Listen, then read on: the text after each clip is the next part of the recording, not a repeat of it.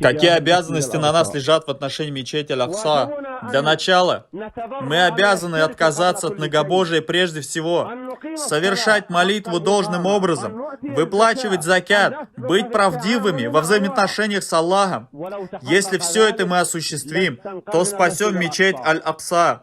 Однако, мусульмане перестали совершать молитву и стали следовать страстям. И наверняка вы слышали или читали газеты, что совершают люди в тех или иных местах, и что они будут делать в связи с празднованием Рождества. Но разве будет спасена мечеть без ислама? Мечеть Аль-Акса была захвачена тогда, когда мусульмане забыли своего Господа и свою религию.